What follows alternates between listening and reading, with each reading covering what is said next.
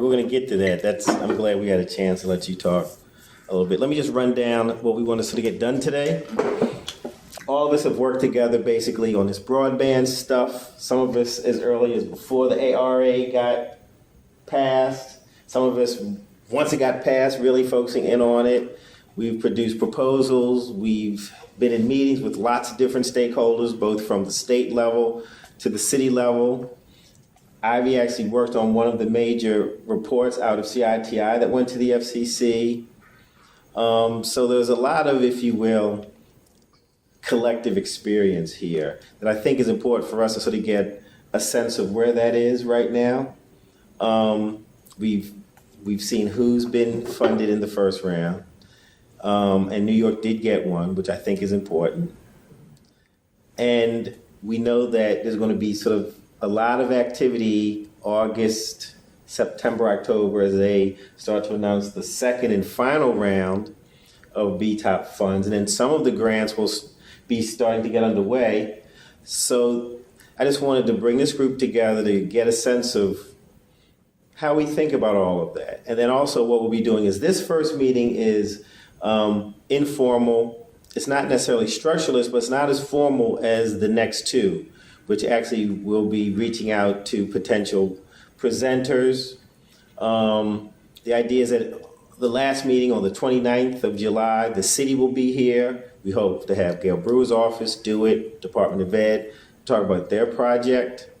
I'm also trying to reach out to a colleague at One Economy who got the huge final SBA grant, because part of that will happen in New York City.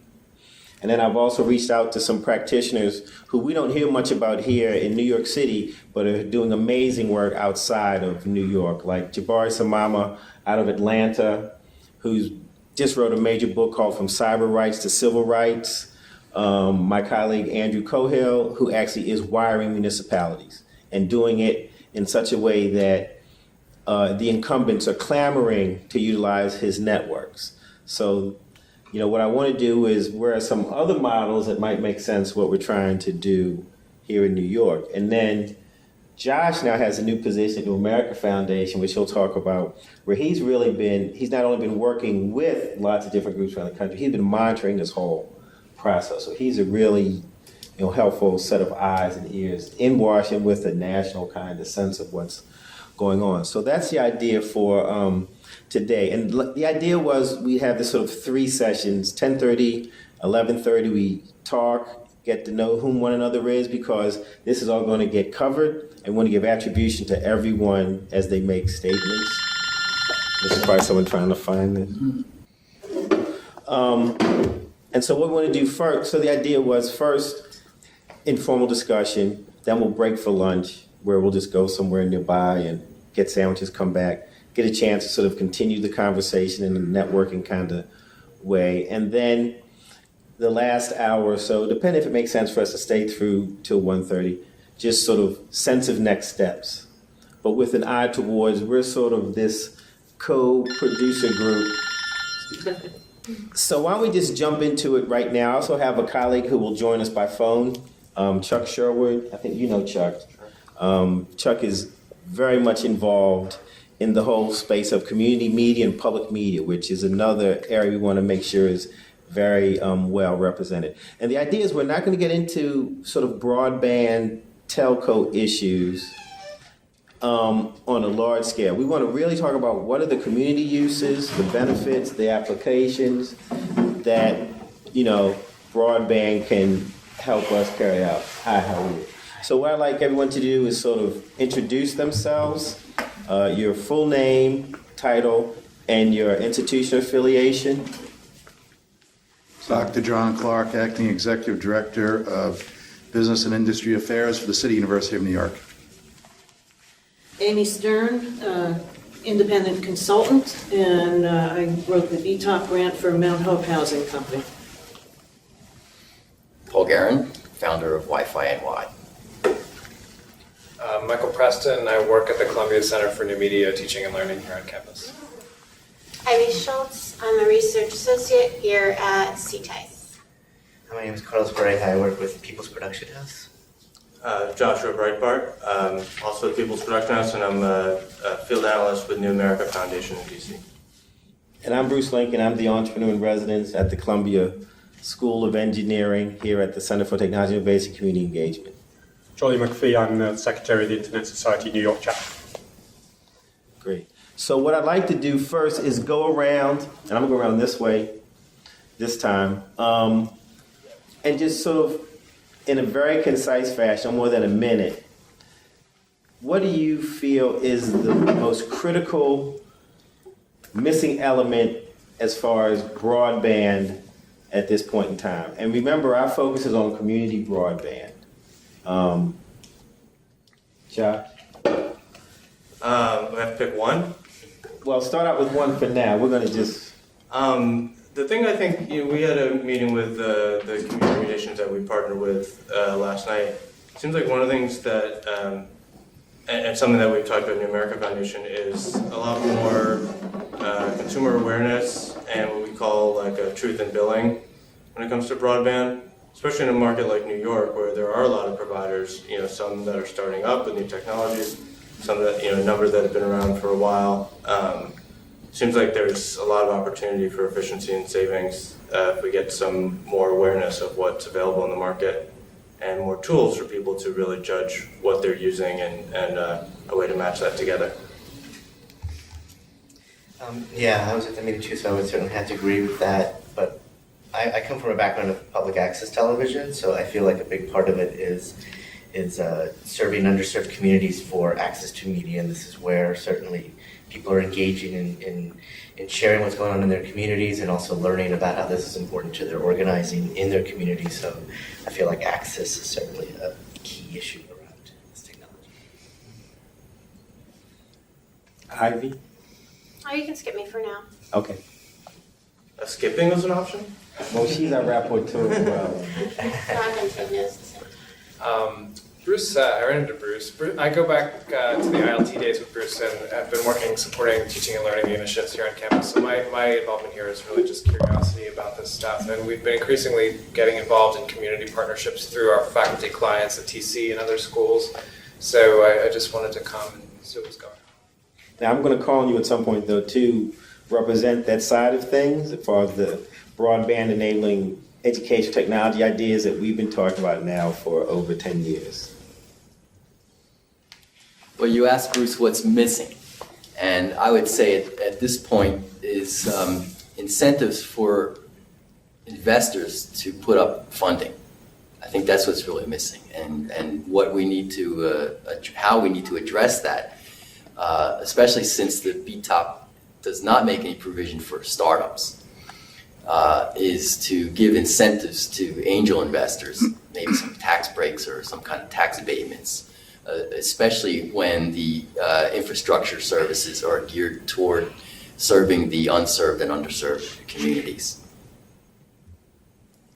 I think it's still the basic number of people who don't have computers, don't have training, and the phobias that come with it. And in some cases, in most cases, it's financial, but there's also a set of people who are just afraid to touch the stuff. So that's where a lot of the training and mentoring comes in.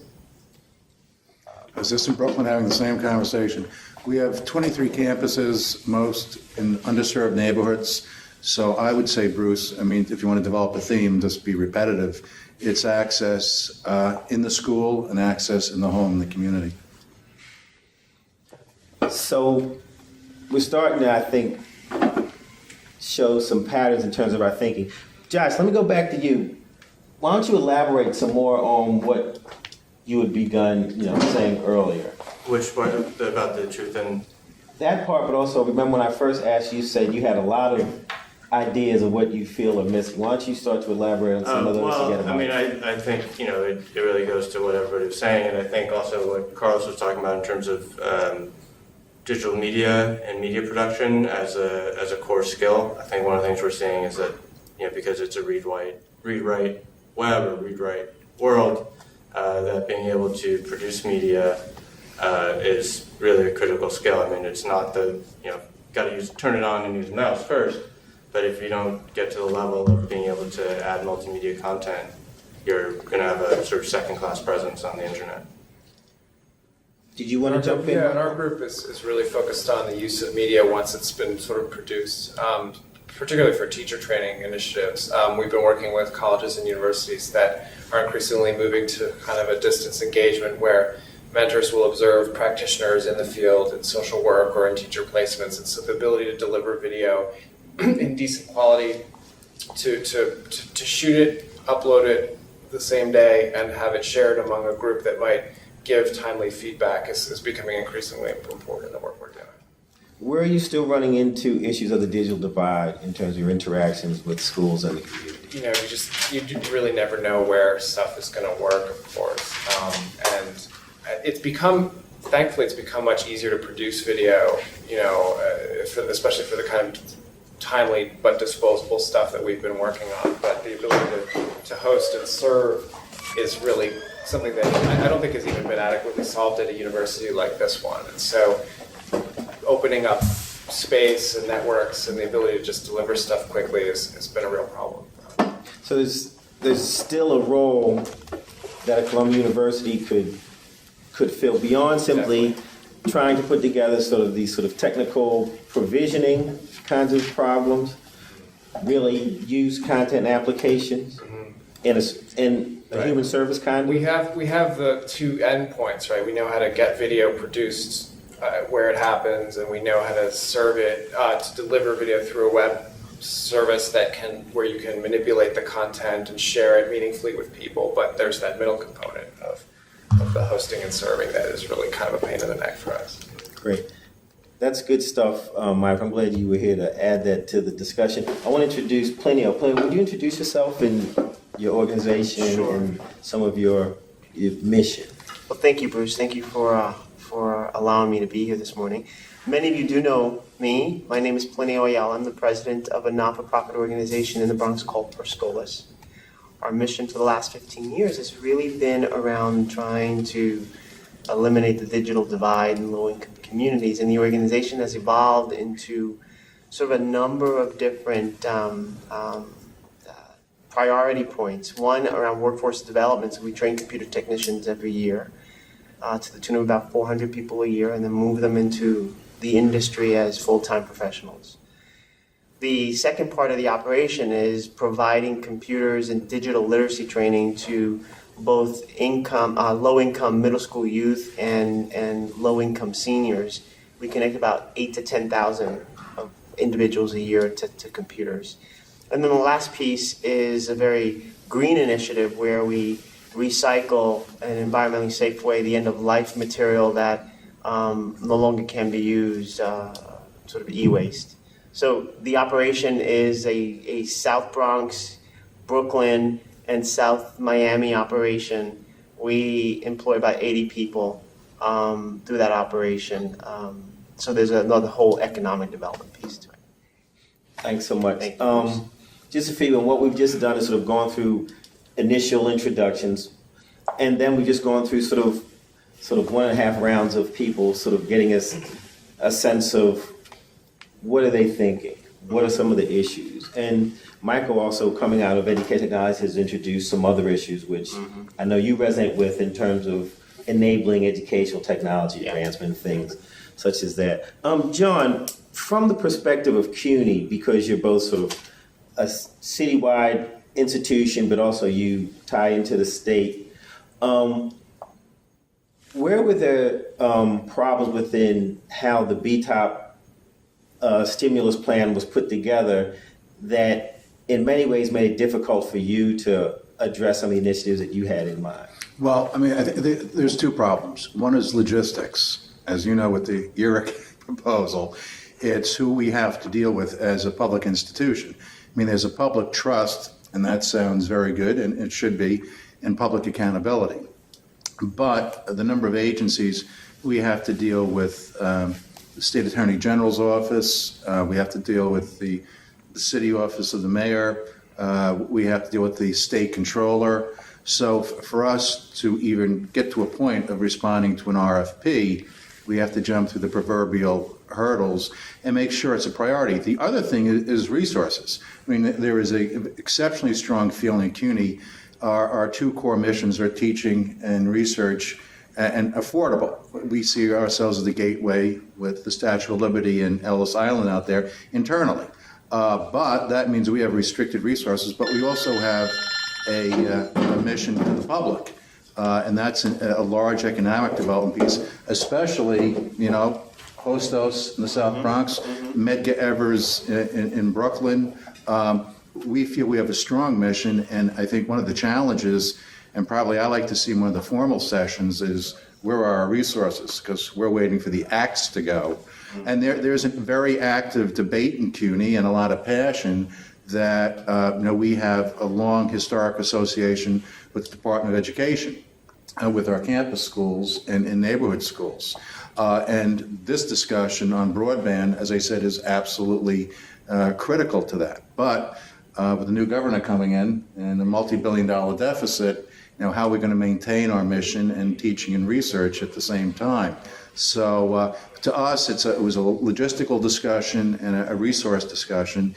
And the other third thing, I think, you folks may be aware of, but there's been a sea change in Washington as far as, funding opportunity announcements or RFPs. And if you saw the latest one with energy efficient housing we had, and we were working with Bruce and Jack McGordy here, there was Department of Commerce, Department of Energy, Small Business Association, National Science Foundation. We had 6 federal agencies all combined in one funding announcement opportunity in a silo, and then we had respond statewide. So the logistics on that, I was part of the Small Business Administration. Worthwhile projects, it was $122 million, but it was a very interesting exercise because you had to answer 6 RFPs that then had to be interconnected. So the logistics on this stuff as far as and we found out Syracuse was the lead statewide, but we put together a coalition of state, city agencies, institutions of higher ed, not-for-profits trying to respond to this thing. Then we found out there were 30 to 40 competitors. And some of the funding, we had to answer the SBA piece, and I had worked with the state Small Business Development Corporation too, Empire State Development Corporation, NYSTAR, ourselves in Columbia, and the award grant was $300,000 a year. And because New York had received an energy grant, that was reduced to $175,000. And there's 24 small business development centers across the state. So you do that math. But if we didn't answer that, the whole response to New York would be DQ'd. So trying to, that's just an example of where we are with broadband. It's, how do we get access to the resources? Where are the resources? And the last thing I'd like to end is, I did my master's thesis on Marx and Hegel, but the corporations have, as far as providing resources, when we have to be extremely selective, for obvious reasons, if we develop, because we see, I grew up in an age in college where the industrial and military complex was at a very negative connotation.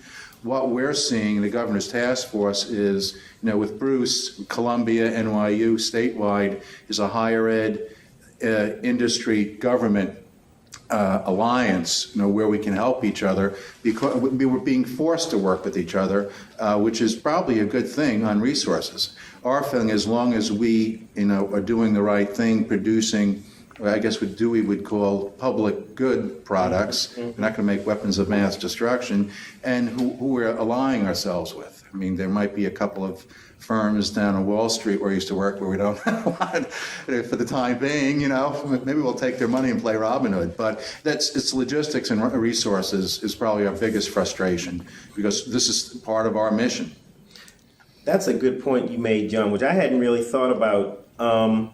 In terms of the role the universities are playing in all of this. So not only do we have to get involved in broadband, we also have to get involved in every major initiative where there's potentially funding that might come into the city, which is also why it's important for us to have these broad-based relationships.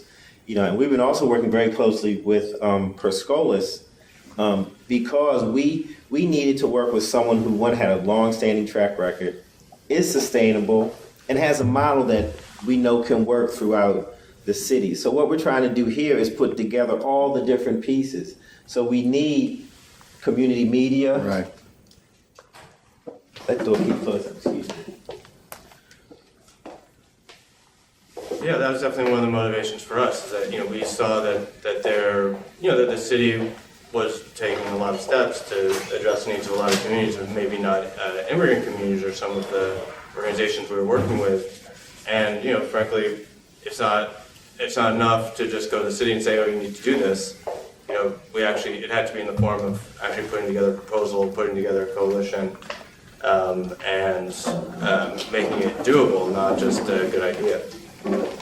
And I think for some of the concerns we've expressed here, if I look at the FCC's 10-year plan on broadband, I think there's a real danger. Their focus seemed to be on getting more spectrum to wireless carriers, on smart grid, and on health IT. Those would have three big thrusts for the next 10 years. So not that can't help the constituencies we're concerned about, but it doesn't hit the mainstream of what we're concerned about. Clearly growing health IT can create some jobs for underserved people and so forth, and help with medical, but it's not going to get at the core issue we're all talking about of access for the underserved and training for the underserved. So I think we have to be concerned about that the kind of things we're concerned about and focused on here are not on the main hit list for the FCC's 10-year plan. So what does that mean? That means we either need to change the FCC a little bit, which is not easy to do, look for other sources in states and cities, or as Paul said, somehow incentives for private investment. But we need to do something, knowing that we're coming up against a public policy direction that's kind of not really focused on the broader underserved community interest. Amy, Bruce and I have talked about this. Do you see, and nothing against rural areas, but an emphasis from the feds on the rural areas as opposed to urban areas that are underserved? Yes, just anecdotally, I haven't tallied up the numbers, but it seems to me like there's a lot more money going to the rural areas. Well, that also has to do with the repurposing of the universal service charge on the phone bill from the phone POTS service to broadband. And actually, it's a good thing, I believe, that they did repurpose that and that it's going to go that way. And, of course, in the rural areas, they don't have the economics of scale we do in the more dense urban areas. So it does cost more per link out there and per node. So that's one issue. Well, some of the things I see here, though, and what I heard from you, too, is the trouble we have are a couple of things. Is first of all, the bureaucracy and the speed at which things need to move. And with this grant funding RFP system, I think it's just going to slow things down.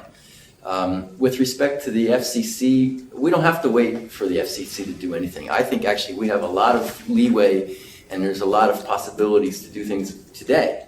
Mm-hmm. Really what's stopping it is just basically resources and funding and the getting the right models to make that happen.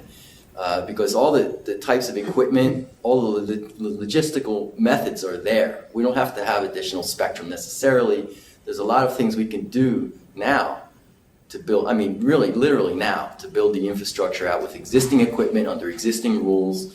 And really the question really comes down to is the capital. And one of the things also is because with all these grants, I'm not coming from the academic world.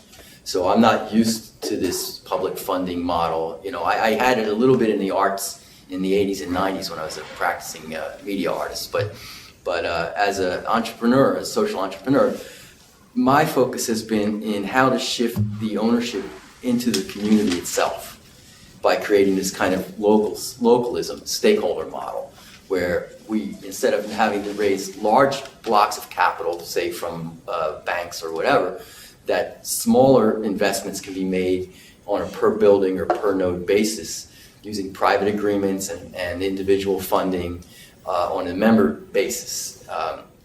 That can actually help it grow. This is the way to accomplish this, I found, is really just through education and outreach and creating an awareness. But the legal structures exist, the technical methods exist, and the will exists, actually, to actually make this happen. And I think that if we wait for the policies and the paperwork, we're going to be 10 or 20 years out. We're not going to see this happen.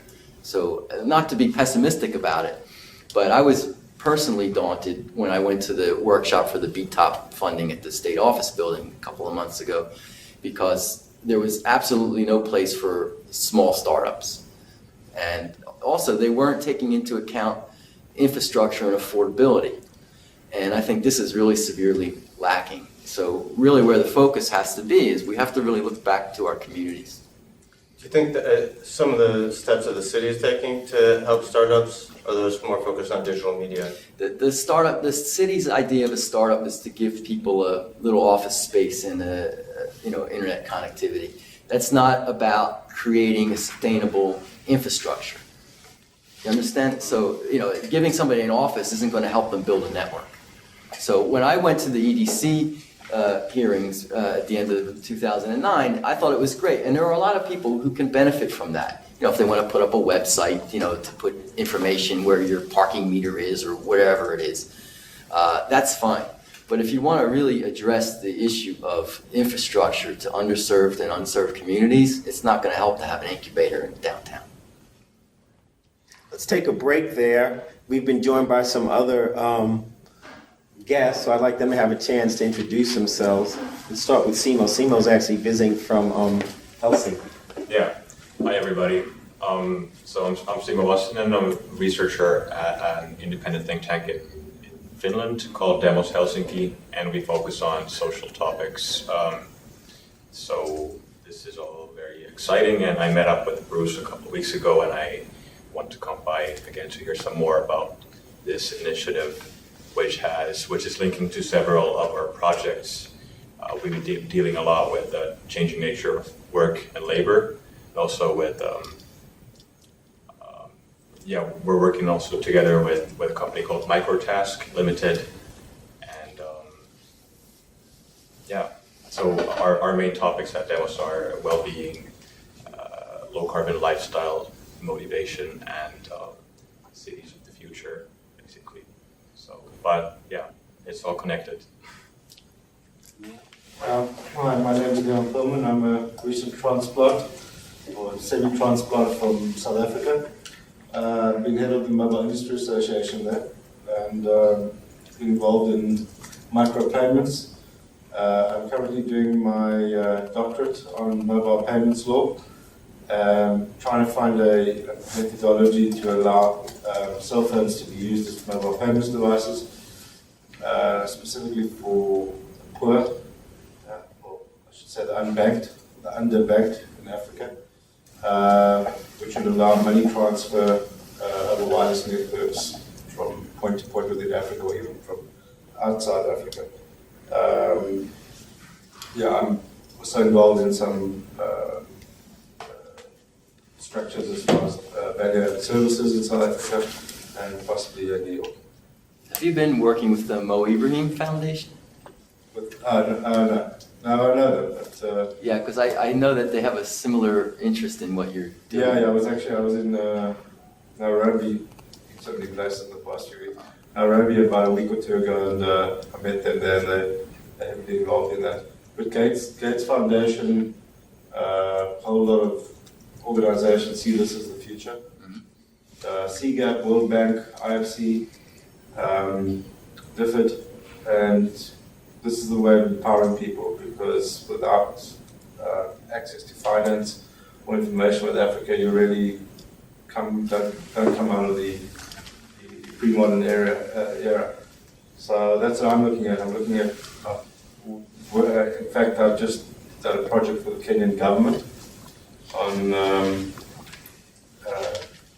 helping to write a law which will assist in mobile payments. There's a big system there which they pioneered in Kenya called M-Pesa, which you might have heard of, which has expanded on various incarnations around the world.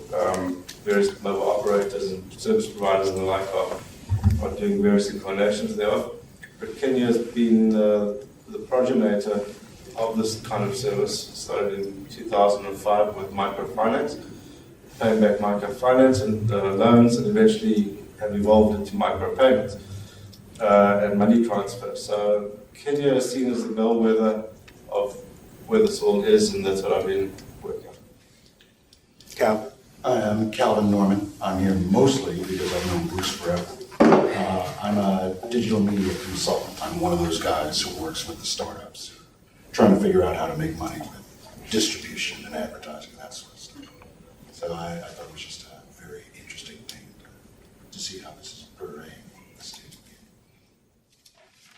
So why don't we just step back a little bit, sort of as a recap, and then for those who just came to throw out what the general idea is again. So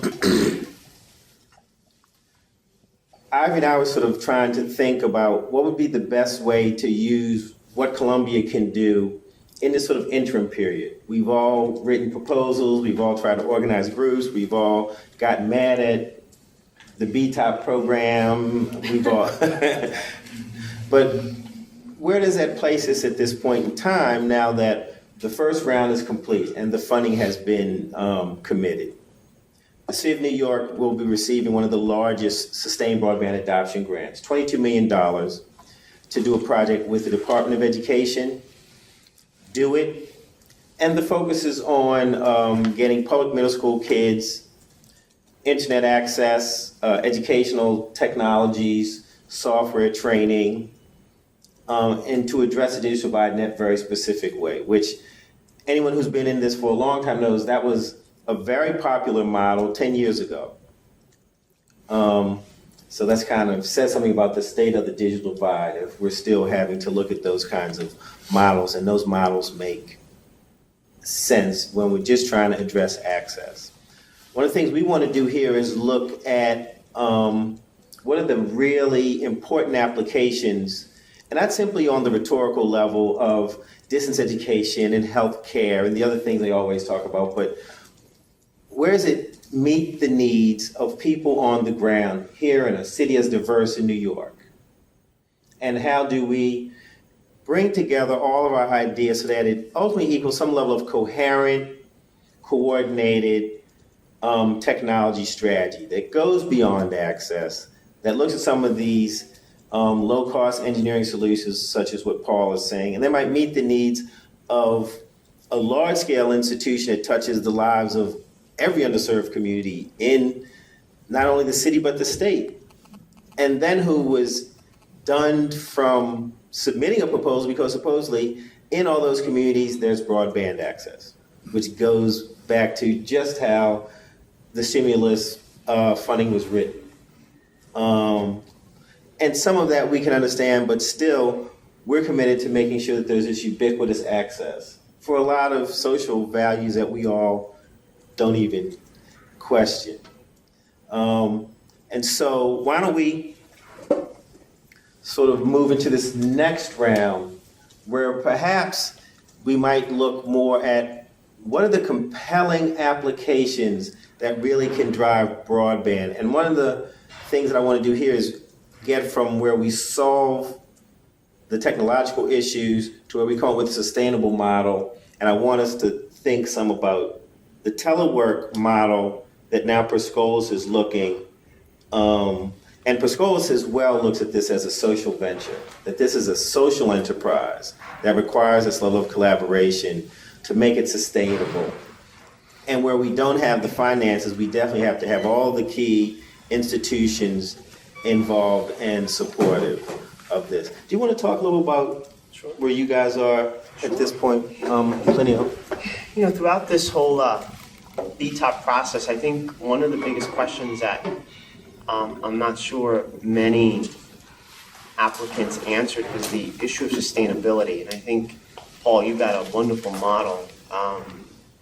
What happens after the funding is gone? How do you make sure that programs stay vibrant? The teleworks model, I think, allows us to do that. I think it creates really the new and improved community technology center where a whole bunch of services are provided to the community, but there is a social venture aspect attached to it. So that when funding goes away, it creates a level of sustainability for that program. And what we're looking at is launching a digital document transfer business that allows us to create jobs in the South Bronx, trains individuals to assume those jobs, but obviously creates a level of revenue that will help support this whole community technology center going forward. There, I think, are unique opportunities within the city to launch something pretty aggressive in that area. And I think that aligning ourselves with all types of different aspects of the community, the educational system, partners like CUNY, the corporate community, which can help in a number of areas, and the foundation and not-for-profit community, sort of understanding that in order to launch something like this, we need assistance from all aspects of the community. But clearly the model is to be able to launch an initiative that can be sustainable long-term. We've been joined by Chuck Sherwood. Say hi, Chuck. Hey, how is everybody? Chuck, tell us a little about your background. And Plano just talked about the importance of having telework as a sustainable model. And after you talk about yourself and some of what you're doing, talk about how the community and public media part of that wraps around the telework and the broadband deployment. Sure. For about the last 35 years, I've been kind of playing in this space, starting off as one of the co-founders of Channel R Working Group, which was the original government access operation for the city of New York from Manhattan, starting in the late 70s. And then have gone on to be executive director of various public access entities, first in Cincinnati and then on Cape Cod. And most of, a lot of people don't quite understand that access centers are in fact telework centers where we basically train people in the use of the technology in order to create content that's either distributed on access channels on cable systems or through the internet. But also, these access centers are actually pathways to learning because we work with kids in the schools, we work with adults who are going through cross-training. We give them basically skill sets that they can then go ahead and get more training in educational institutions that then lead to work. More recently, the work that I've been doing is really kind of pushing the whole concept because I have my undergraduate degrees in government and I worked in planning, regional planning, is the importance of telecom infrastructure for community educational and economic development. Here on Cape Cod, I really have been the kind of the nudge that finally led to folks here getting funded in round one of the BTOP for Open Cape, which is going to be a middle mile network. Originally started off as a concept several years ago that it would be wireless, and I kept reminding folks you can't have wireless without wireline. And so that's what it eventually transformed itself into, is some 300-mile fiber network, middle mile network for the Cape, the islands, and southeastern Massachusetts, connecting into Providence and to Boston. And so we're in the process now of getting everything set up and all of that. More recently, I was part of a team that worked with Methodist hospitals in Northwest Indiana, and we submitted a round two middle mile network proposal that would then go ahead and link together the three campuses of the hospital, three municipalities, Gary, Indiana, Maryville, Indiana, and Crown Point, which is the county seat. 157 anchor institutions, all the schools, all the town halls, all the municipal buildings, access centers also there, and then would be involved in creating content and training people. So the whole issue that Bruce likes to call telework, I also refer to as community media centers, because it's we have to really think about broadening the concept of what kind of skill sets people learn in these centers, and so that's kind of a lot of the work that I've been doing. I also am very involved with various national organizations, the Alliance of Community Media, the National Association of Telecommunications Officers and Advisors, and have just been in the process for the last couple of months of being the guest editor for an upcoming issue of Community Media Review, which basically has as a focus community media centers connecting with the new broadband networks. And so there's a whole series of articles in there specifically around the issue of sustainable adoption. And there's some really interesting examples of that kind of work going on here in Massachusetts. And so I can talk about that kind of stuff in future meetings. Great, thanks. I want to ask another question. Yeah. To kind of rapidly push you to this, so we broach that here. The National Broadband Plan is not a strategic technology plan. It is a set of potential directions and influences.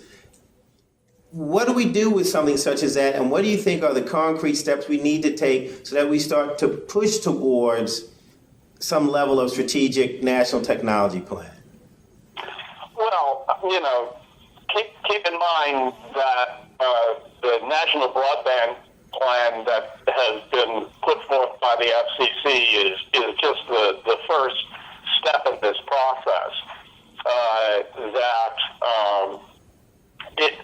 It doesn't really go as far and as I would like to have seen it go, nor is it as comprehensive as it should be, because once again, this is not just about infrastructure, but it's also about connecting places with applications.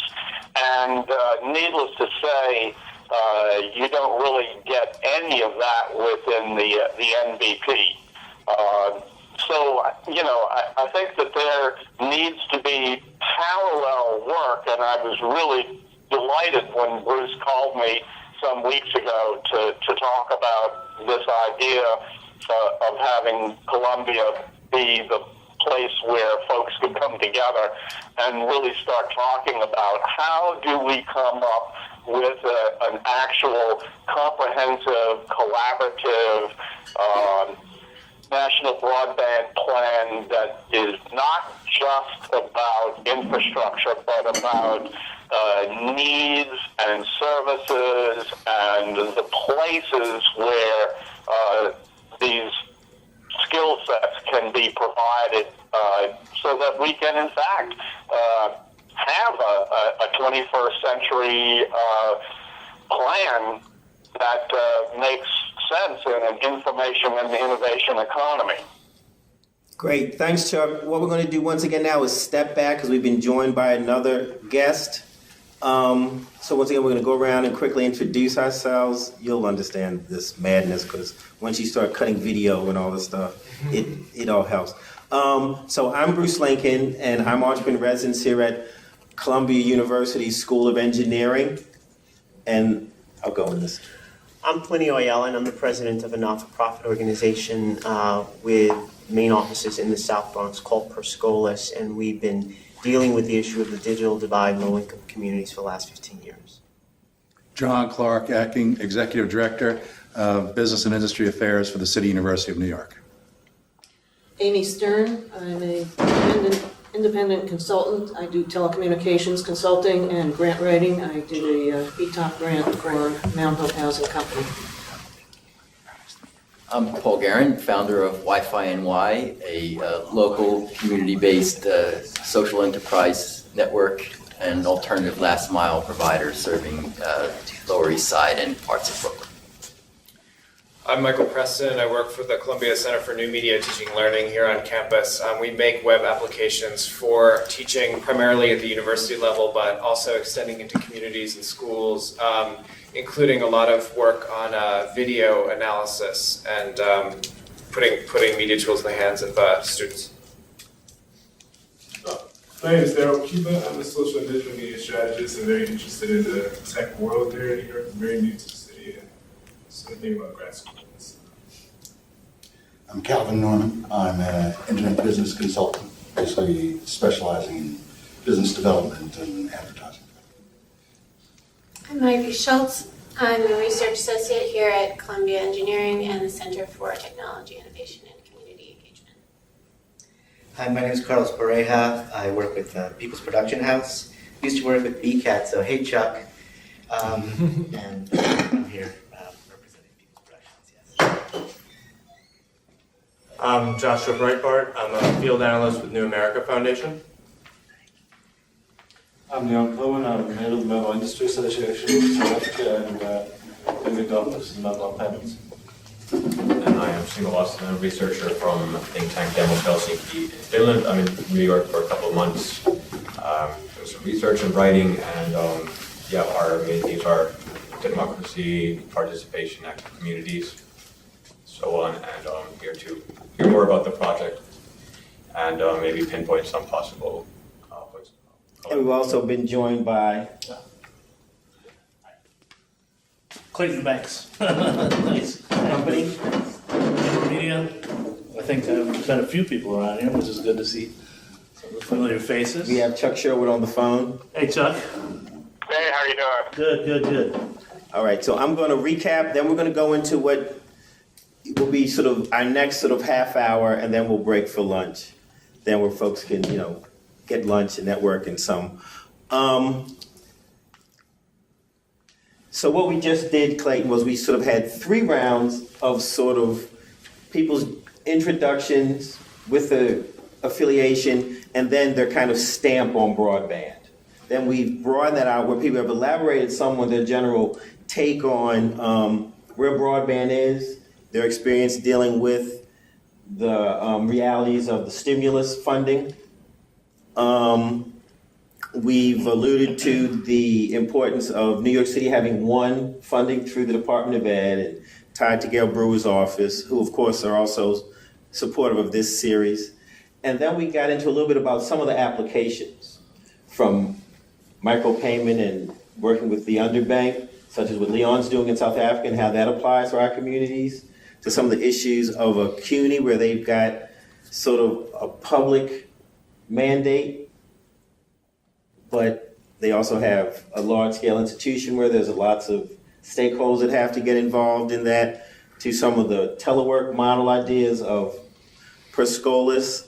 And so why don't we take this next half hour to sort of think sort of innovatively about what we think should happen if each of us equals a component of what will be, if you will, a truncated strategic technology plan for the City of New York. What would that entail? And let it capture your organization, but also your constituency. So for instance, Paul, you've got your gigabit speed wireless network. That works, but if we scaled it naturally to reach the Lower East Side, how do we do that? What's that need? Does that explain sort of what I'm getting at? And we can go at it again. But the general idea is I represent this.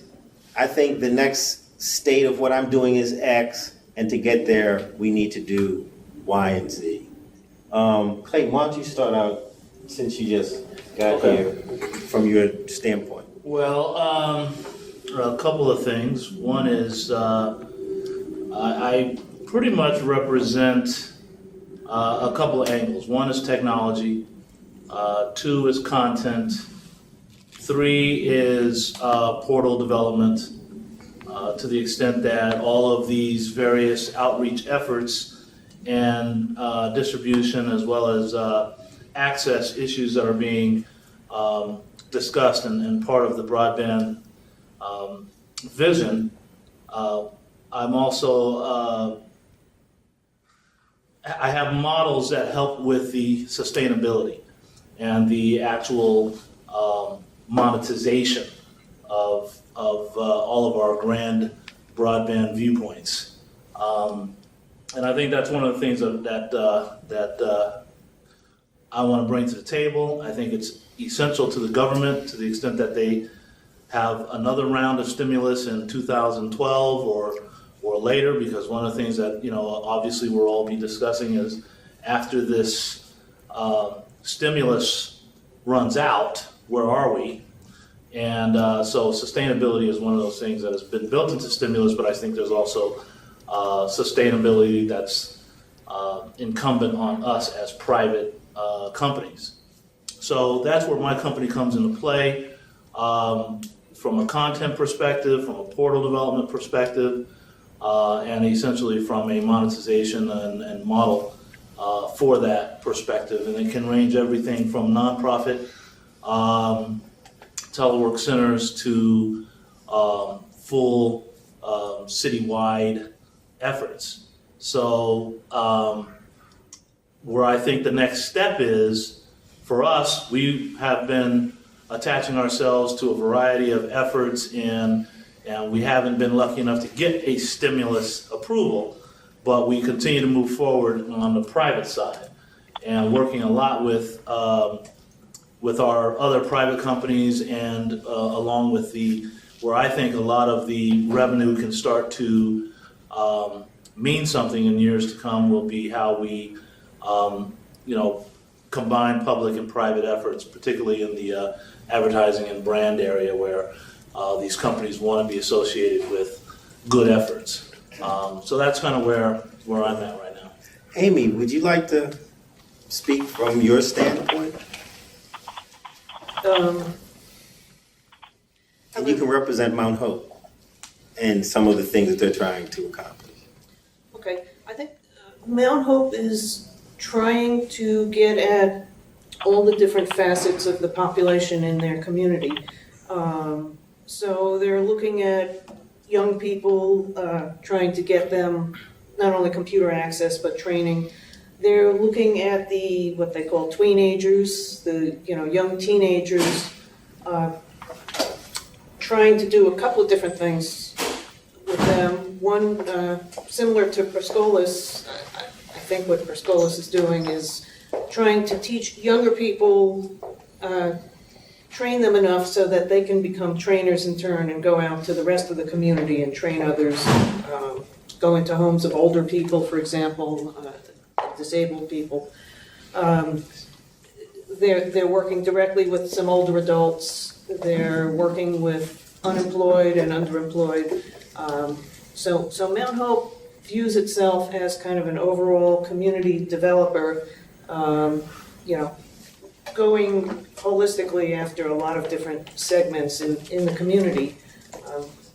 It's all not-for-profit, so it's all, through grants and donations, but they are looking towards building a sustainable model and having things like telework centers and maybe some, services that charge fees, et cetera.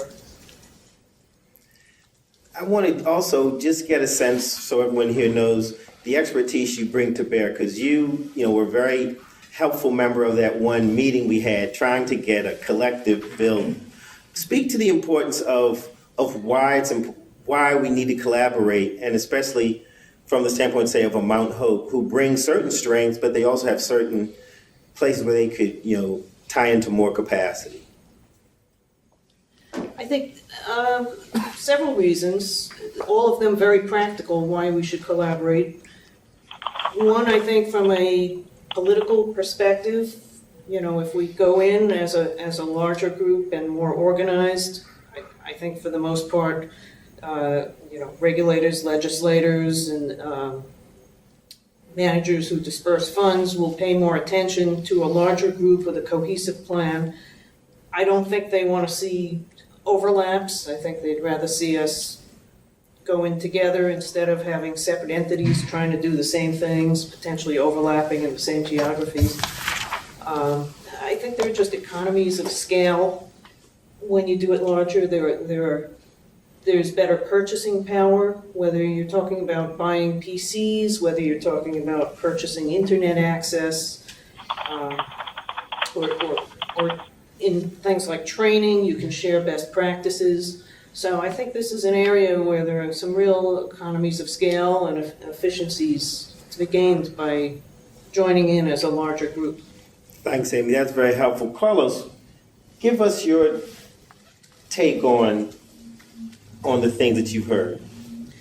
Well, I think we had a meeting yesterday with a lot of the different People's Production House members, and I'm hearing actually from some folks here about, you know, the strength of numbers, and going certainly in there as a group is something that's going to be, I think, more effective in having legislators and regulators hear it from the perspective of the grassroots. And what was inspiring about last night was just listening to our partners and hearing what they are, when they're right at the ground level engaging with people in the community and really hearing what's going on, what their needs are.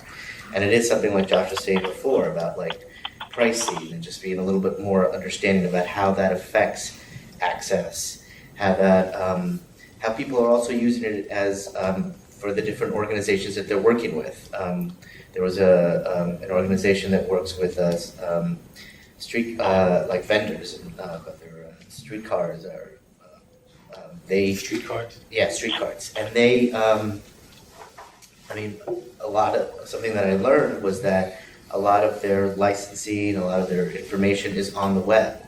So they can't even, be in compliance with what the regulations are to be a streetcar vendor unless they do have access to the internet. So there's a lot of stories that we're hearing about how this, the granular stories about how people are really needing this technology. So I think that is something that our organization is spending quite a lot of effort to do, is to really go out and gather media about what the different stories are, make a compelling case for why this is something that's important and not just, more bandwidth for just the sake of having more bandwidth or more channels on the dial, like that kind of stuff that often gets considered of what choice is in this era of having access.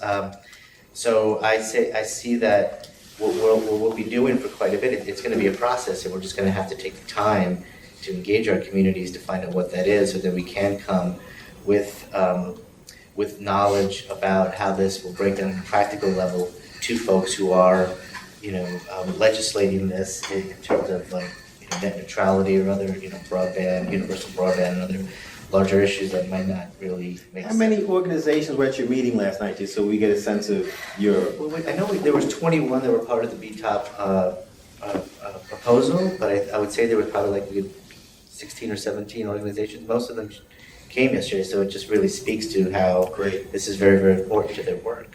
Great. Now, you need to reintroduce yourself. Okay. I'm Daryl Cuba. I'm new to the city, and I'm sort of a social and digital media strategist and consultant for different corporations and nonprofits. And again, just here to actually learn. So have you been looking at some of the broadband stimulus, or are you more focused on the startup space? I've been in the startup space and sort of trying to branch out to broadband technology and policy. Great. John, how do you see all this, and where are some concrete places where we could make a difference? Yeah. Well, first of all, I want to thank Bruce for convening this, and also, just to blow Bruce's horn some more, he had a great conference with IBM. I mean, I hear what I'm hearing all over the place is, in a time of challenging economic circumstances, we need to get together.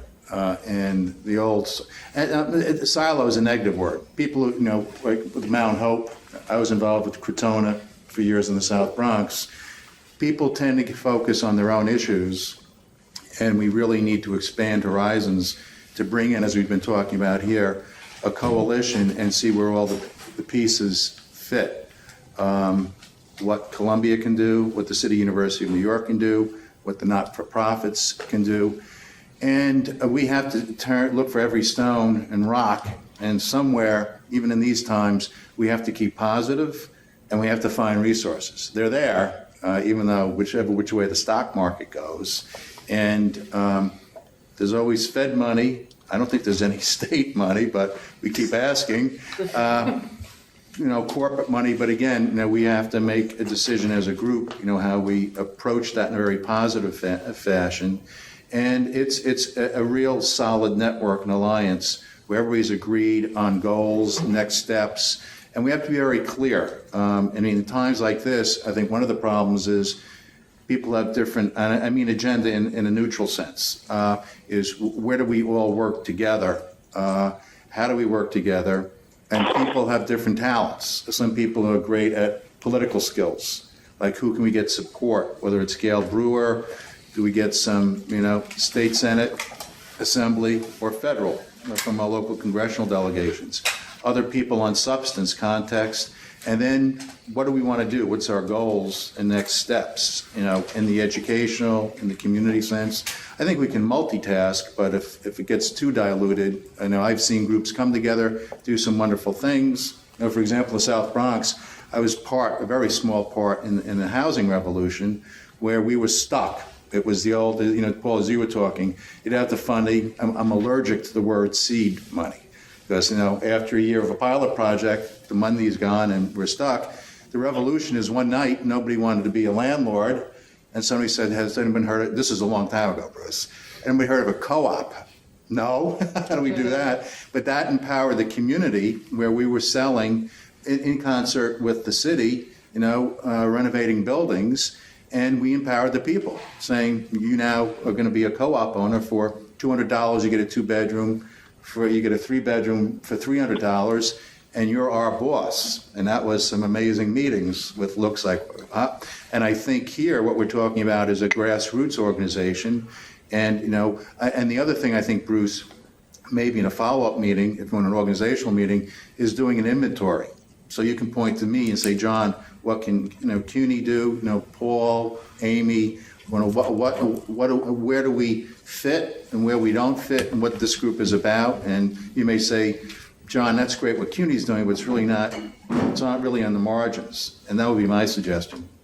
Great. Chuck, do you want to weigh in?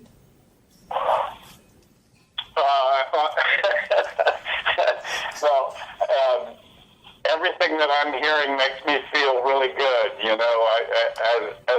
a planner, I have always understood that you can't do something that's not comprehensive, collaborative, and cooperative.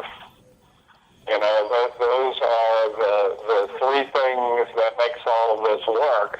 And particularly when you're dealing with broadband infrastructure, when the whole point is not just to connect all the anchor institutions in your community, but then have all of those anchor institutions be connected with all the other anchor institutions, whether it's in your region, your state, the nation, the planet. That's what this is all about. And this is great to hear folks talk about this. And not just connectivity, but also services and what applications can we develop for community, educational, and economic development? And what facilities need to be put in place what places need to be there, whether they're schools or access centers or community technology centers. We have to really start thinking holistically, and that's what this is all about. Calvin, I want to get your take from your having been involved in this from the private standpoint. You've been involved with a number of startups, but you were involved early on with some of the early online advertising and saw a lot of the broadband stuff happen here in this city. where do you sort of see this as, say, a driver for the kind of economic growth the city wants to stimulate through startup development? Well, I just pick up on what he's been saying about applications, because a lot of it is, let's face it, you're laying down a lot of pipes and you're trying to get access to people. And, with that access, you've got to have a draw for people finding utility. And they've got to see some practical usage, and ideally it's beyond just the surfing the web and looking at porn and that sort of thing. It's got to be something that, in an ideal world, is an enhancement to their lives. And, that's sort of the opportunity. In my mind, it's parallel to all this development of applications for cell phones at this stage of the game. And trying to drive it, the buzzwords that are going on across the board these days it's very much, everything is very socially media based. And trying to empower people to be the drivers of the connections they're making among themselves. I think that combined with this idea of applications, in the sense that, you've got to have practical stuff, educationally based, give me a means to figure out how to make some more money or how to learn the things that I need to make a living. I think part of it goes down the path of, healthcare. I'm concerned about, taking better care of myself, give me access to more means of doing that sort of thing. It's expanding on the teleworks market in various different directions. That's where the opportunity lies. I think that's the opportunity to drive demand for, I've got to have these services, I've got to have this access. That's my 2 cents. If I could jump in, I would also say that I just got back from the cable show, which was out in LA last week, and talking with Les Moonves and Brian Roberts and Jeff Bucas, the heads of these major entertainment organizations, but are relying primarily on broadband infrastructure to run their businesses, right? Cable company is relying on the backbone in order for all of us to receive this, whether we're an institution or a private house or apartment. And I will tell you that they had absolutely no vision of the future. So it is, but what I do realize is that the demand on the backbone is, I think, being underrepresented, and that the delivery of services, applications, and access is exponentially growing, largely due to video content. As we get into more and more porting our HD content onto the backbone, it is going to be a tremendous issue. And I think that, a lot of people are underestimating that kind of drag on the backbone. But I think the opportunity within that is things like a shared job training video library, where Mount Hope can pull from the library and Prescolas can pull from the same library. Or add to it? Or add to it. And I think these kind of virtual libraries can be a service to the community as well as even to the private sector, which allows it to be monetized. So there's ways that I think we're going to have to look at private-public partnerships to monetize whatever the application or service is, so in order for it to be sustained. But the other collective thing that that we need to do, Chuck, is to make sure that the backbone is also being built in a way that can handle the traffic, the video traffic that's going to be coming in, as Calvin said, the social media traffic, which is also quite demanding when people are sharing files back and forth and with several people, both locally and internationally. Absolutely. That's why backbone's got to be fiber. Absolutely. But I think as long as the backbone is oversubscribed, which it is right now in most areas I think that will take care of itself because the Verizons of the world are going to keep building as long as they see demand out there, and demand is skyrocketing. I think it will get to a point, though, where the backbone becomes oversubscribed once again, undersubscribed once again, and overbuilt, because these things go in cycles. You know, the capital investment is in bunches, you know, and there's a big jump, and then usage has to keep up. And that's where we should be, if you talk about collaborative efforts, we should be ready to jump in with a large subscriber base, a lot of uses and applications. You know, after they finish building and there's a lot of excess capacity, that there'll be a moment in time when people are going to listen to us because we'll have what they value, which is you know, a large subscriber base, large number of applications and users to fill up the slacking capacity. Right now we're kind of at the other end of the cycle where capacity is tight, but it's a good time to start getting ready for, you know, 2 years out when the backbones are overbuilt again, and you can jump in and get more attention and do more partnership things at that point.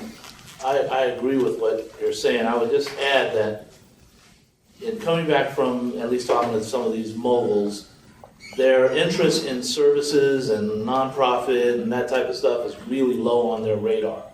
They are very much focused on, you know, of course, entertainment and social media and the things that they can make money off of. And I think it's incumbent upon us to push that agenda and not wait for cycles. It's just really got to push it up on their agenda, but make a business case so that they see that this is something that's worth investing in. Because I think the capacity is there also, but we've got to make sure that they see a business case to invest in. Why should we allow for virtual libraries on our bandwidth? That's just a bandwidth hog. I want to meter that, or I want to charge you for that, and we get into all types of issues around that. I want to talk to 2 points, and it comes back to the pragmatics, because as an entrepreneur, I always have to look at economics and sustainability. And one thing is, I can say is most of the incumbent carriers, when they deal with the broadband, they're dealing with it as a service and not as a commodity. And I think what we need to do, and what I've been giving a lot of thought about, is when I look, for example, what Germany did with solar power, is the way they did financing was they created a 30-year finance cycle where they put an investment for a certain amount of capacity, and then they created a price stability over time. I believe we can do the same thing with broadband infrastructure, and we need to. So we have to think about it, especially in terms of community media and local ownership of that media infrastructure, where we can create a financing model where we can plan. It takes, of course, very good planning and not to underestimate capacity. And I don't think overbuilding is a good thing. I mean, is a bad thing, rather. I think it's actually a good thing, because once you build a large amount of capacity and you look at that as a long-term investment into the future, you can create price stability. And I think this is what needs to happen in order to bring the wholesale price down. Because right now, wholesale price for bandwidth is still high. It outstrips actually the price point of what a carrier is able to buy and then resell. That's why you're getting these issues about the net neutrality and bandwidth hogging and all these other kind of things. So to create a model where bandwidth is treated as a commodity and not a service is the first step. Then services to run on that are low overhead in terms of fixed costs but high revenue generating. And I'm going to step back to the top level domain issue now too, because this is something I've been working on for 16 years and it needs to stay here in New York City, because the numbers, when I ran at Pace University last year, what our projections would be on a portfolio of 100 top-level domains that Name.Space created in the 90s, and we've been trying to bring it to the market. A reasonable projection would be that there's a $200 million annual profit, recurring revenue. So the fixed cost of the capacity of the infrastructure that it costs to run that allows for that kind of high profit. And then also there's a surplus of infrastructure where there can be other services provided on the clouds and clusters of the compute, the data center resources that would be available running this. And then also in our hands, if we keep this here and don't let it go to Australia or Canada or New York or Virginia, if we can have this domain services running here out of New York City, there can also be a public good which is lacking. In fact, the domain, top-level domain wholesale business is one of the least known, least understood, and most profitable in the entire internet industry. If you look at it, all the companies that are doing the top-level domain wholesale are really seriously in the red. In the black. For every $1 million of investment, there's at least a 4 to 6 time return on that investment. And in most of the big companies' hands, none of them are contributing back any public good. And a lot of people, you guys are coming from the public access media model, where the funding for cable TV, cable access comes from the franchise fees. We don't have an analog to that in the internet. So in my view, I believe that the domain name fees that are paid could and should be contributed back as a public good. In my case, if Name.Space were to be successful, I would set that up voluntarily. And I think that anyone who invests in our company would see that it's a good thing to do that because of all the intangibles that grow from that. The training that happens, the new talent that emerges, the other types of spin-offs that can happen that you can't plan, but that you can have the resources for in a sustainable way. So if I want to argue my case, for those who aren't aware about it, look up Name.Space and look at the history of the project, and you will see what impact it'll have if we can keep this here in New York, and why it's important that we do so. Michael? I think my comment is a little bit of a non sequitur from where this conversation has headed the last couple of turns, but maybe related to what Clegg was saying earlier. I wanted to provide a kind of a case experience of what we're doing right now here that is a public and private thing around a specific need that we identified and that came out of work that was being done in video-based learning research at Columbia and early childhood workforce preparation work that we're doing at Teachers College related to STEM education. And then we had developed a pilot project here to do early math training to the teachers who will do preschool, kindergarten, first, second, and third grade. And through that had developed this sort of video-based system where the teachers, the pre-service and current teachers would have a way to access a library of video, high-quality video that we shot with NSF money of what it's like, what children at those ages are like, how to teach them what they understand based on cognitive science, etc. And then together with our technology, we could kind of deliver a course system. So now we are developing a pilot project with CUNY schools, in fact, in partnership with deans and faculty at BMCC in Kingsborough on the community college level, and then Lehman and CCNY on the four-year college level to kind of distribute this technology and the courses through them and allow them to both use the library of videos, manipulate that content online, also shoot their own videos of teaching and working with children and contribute those to the library and use them as objects of analysis. And then create this model basically that we can try and disseminate citywide and actually have a real impact on how early childhood education looks in the city, ranging from Head Start through early classrooms in the New York City public school system. So that's something that we're trying to get going now and I think would benefit from some sort of capacity building to make us really get those partnerships going. So. Great. What stage are you at with that project? Like, is it fully deployed, or it's happening it happens fully at Columbia because that's sort of where we already operate. But the partnerships with the CUNY schools are just fledgling at this point. We have two faculty members at each of those four schools I mentioned, and we're working with them to get their courses started.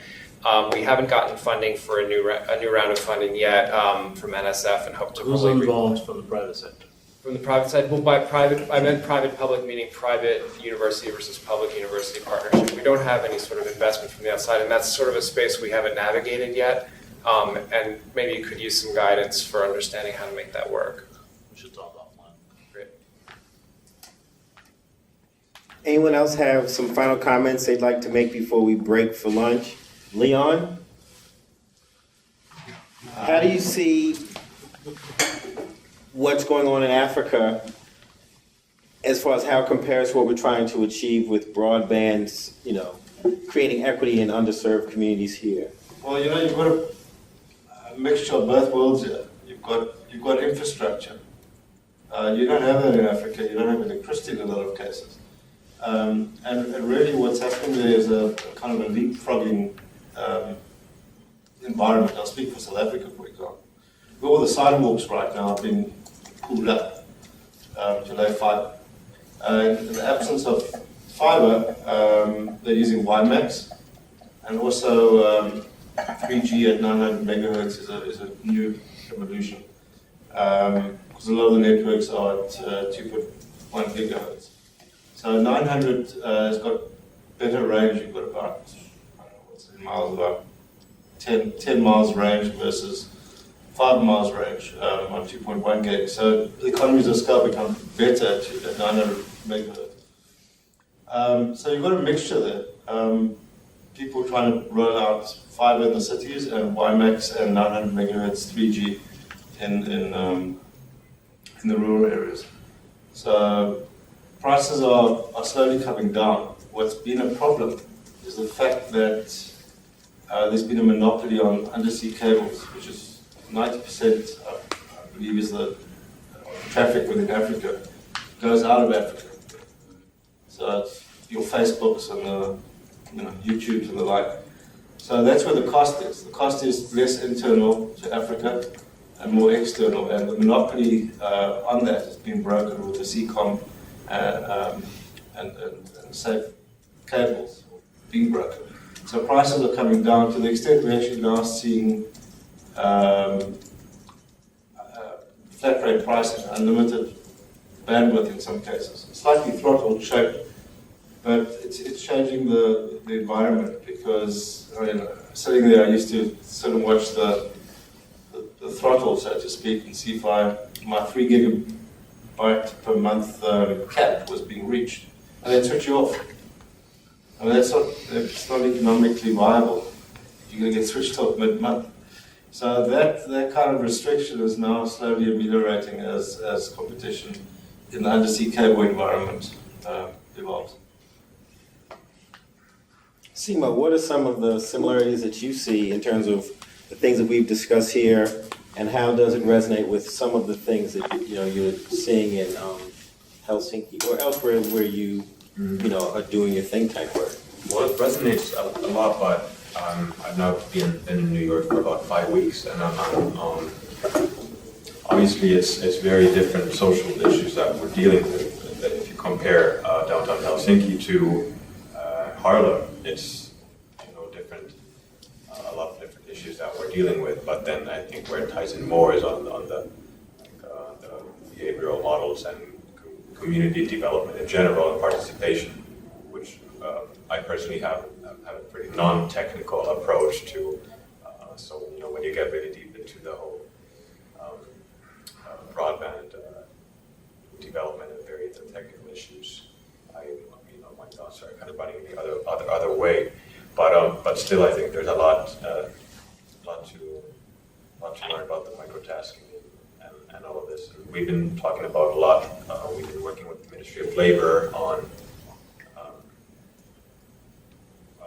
generation gaps and shifts in entrepreneurship and adjust. I think the better adjusting of labor is like a tie-in here.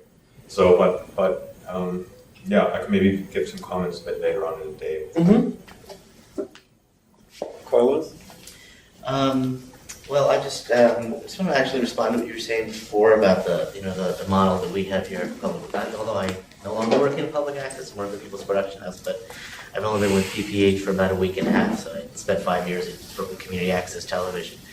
And And during that time, I mean, we actually had some legislation that was going to was a threat to the work that we do in community television. So it certainly isn't a sustainable model if you're looking around the country at different access centers disappearing because of the state changing some of the ways that access centers are funded and run.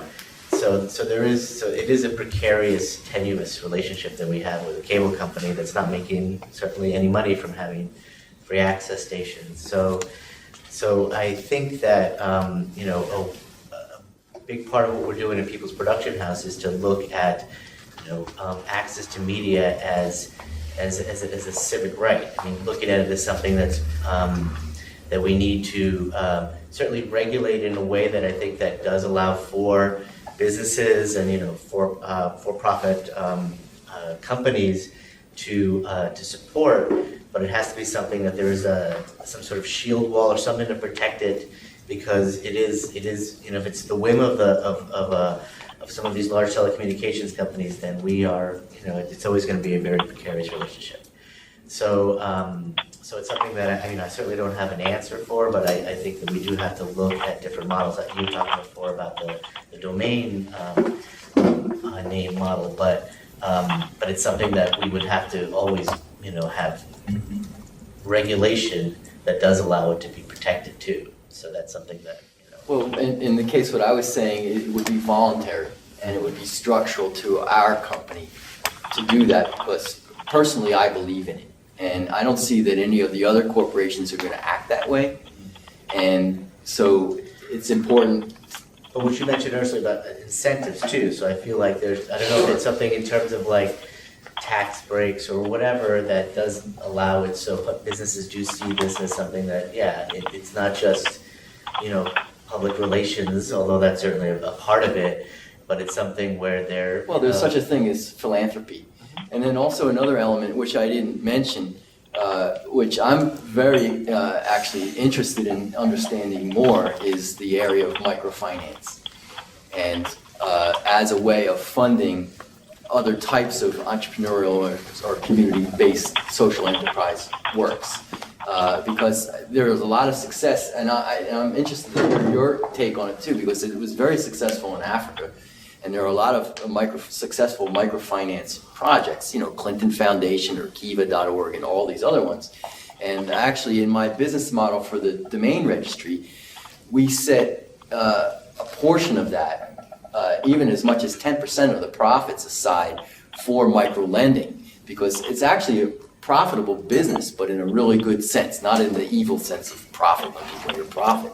Because also investing it back in the community gives all kinds of intangible results back, because when people think about, like, what I have a problem with in the state and the governmental level, when they cut budgets and they close down parks, or they stop the library's hours, or they reduce the number of police, that doesn't actually save money. That actually raises the cost, because what we have is an increase in crime and an increase in other types of social problems that really actually end up costing more than if we paid to keep the park open, or if we paid to keep the library open, etc. So the bottom line cost isn't always the real cost. It's just like, for example, like the cost of drilling offshore. They think, okay, it's going to cost this much and whatever, but they don't look at the unintended consequences of an environmental catastrophe.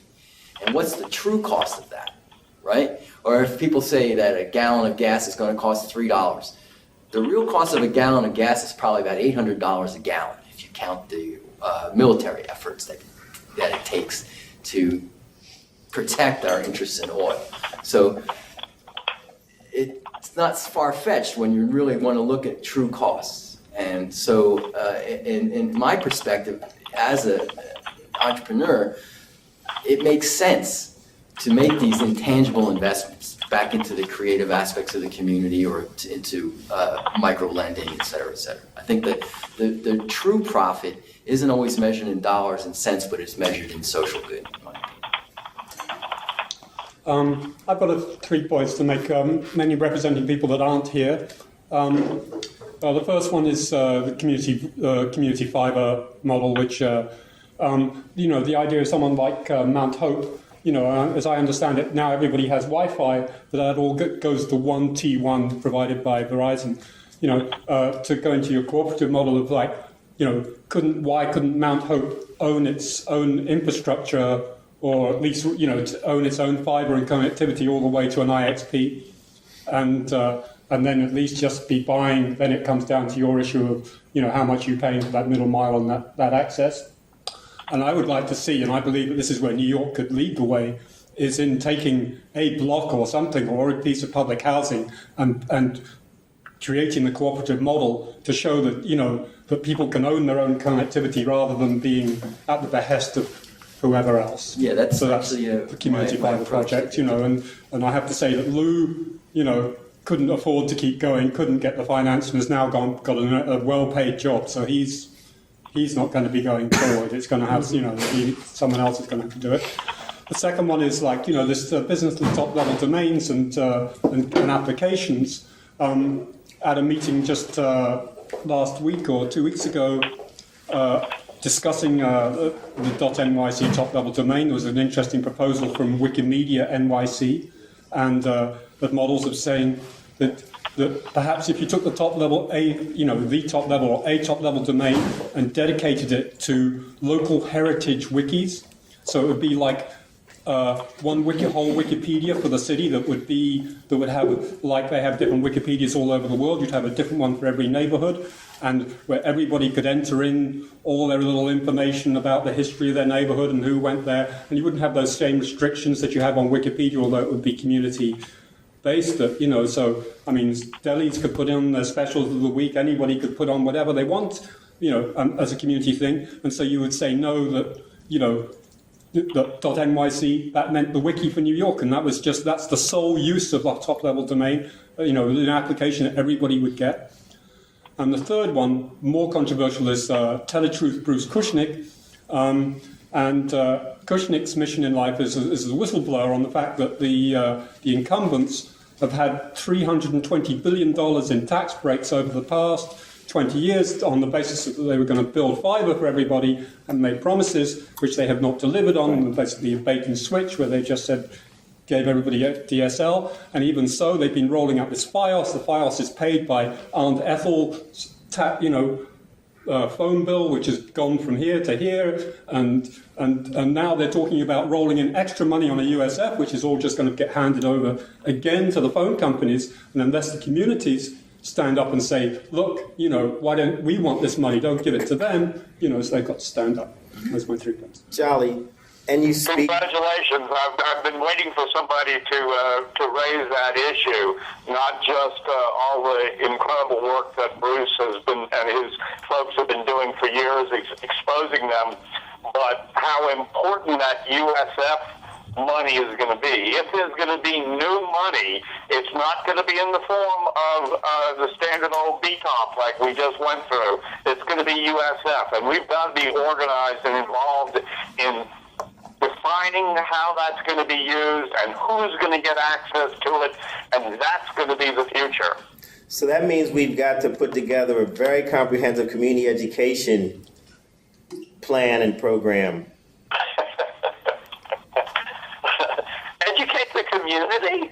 Really? That's heresy. Chuck, how would you suggest you break down the political nepotism about the delegation of the universal service funds? I think this is the big point, that we know that they're available, but who gets them? This is always the question. Chuck, that question was for you. He's writing. Chuck. Yes. That question was for you from Paul. Repeat it, Paul. Repeat it, because your cell phone as a teleconferencing tool sucks, honey. Yeah, how would you propose, how do you envision breaking the cycle of nepotism for the universal service funds going to the incumbent carriers and opening that up to other, say, startups or other community-based infrastructure projects that could better apply those funds? Sure. Just keep in mind that in addition to all of the other stuff I was babbling about earlier, I'm a major policy wonk and somebody that is very engaged with what's going on in D.C. And so there's a whole policy side that this group needs to get very engaged in, whether it's with Congress or the FCC or state legislatures. But this community education piece that Bruce was just talking about is seriously going to need for us to get engaged in the policy process that's going on in D.C. There are a variety of folks, of course, the media reform folks, the free press, the MADCO's Media Democracy Coalition, the Benton Foundation, lots of people in D.C. that are already in the trenches dealing with this. And I really think that any discussion about advancing community broadband has to start, because of what's going on in D.C., with a major engagement in the policy battles that are happening. What do you see the horizon for that being? Time horizon? Now, it's already, there's no horizon. The sun's already up on it. We've all been engaged in it for the last several months. And I know Charles Benton has been engaged in the whole push on the Universal Service Fund and moving that off of rural telephone to basically opening up for broadband. So we really need to engage Charles and various people like Beth McConnell from MADCO and various other people in D.C. With this group, so that everybody understands what's going on and what's the timeline and where are the pressure points. And as we were talking about earlier, it does seem there is a bias towards rural constituencies as opposed to urban in the USF, as in some of the other funding. And I don't know, frankly, how many people in Senate and the House, representing major urban areas are on the right committees to push that. I think if you look at the makeup of the committees that govern the FCC, it's not very heavily concentrated at northeastern, urban, anything like that. So it's an uphill battle. Clayton, you had? I just wanted to ask a question, Bruce, to you, because I did come in late, but I just wanted to get a sense of both what this coalition's, what your projected outcomes for this coalition are. Is it to put together some sort of action document, or what was your vision of the outcome of this coalition? That's a good question, and I guess it's kind of three-pronged. One, just to start this working process and bring together this kind of working group. What I wanted to talk about after lunch was sort of how do we represent what this is on the web, so that there's the ability for outsiders to blog and share with us. What's the multimedia presence that we want? Because I'm really into this idea of multimedia white papers, but also that it's collaborative, that it's multiple persons contributing to this, which is one reason why we're having this sort of structure today. So what I want to do, over the next two meetings is also bring in other practitioners such as Jabbar Samama or Andrew Cohill or some other folks I'm talking to Chuck about that would make sense to give a sense of what's going on nationally, so we see how what we're talking about resonates with what's going on nationally. And then I know that we're actually working on a number of white papers trying to affect what's going on in Washington right now with the Center for Social Inclusion, and we're still strategizing about sort of a collaboration intra-Columbia that would generate some level of document that would potentially go to the FCC. But we're open for ideas, and that's part of what I wanted to do here is get people's ideas as to how we need to bring all this together, what we need to say, and each of you is best at talking to your particular constituency. And on one level, I also wanted to put together a document that structurally had very strong anecdotal support for why broadband is important because of the credibility of the practitioners. I don't think there's anything that we can crunch numbers-wise and talk about statistically. I think we have to do something that really speaks to... City's report is going to come out any day soon.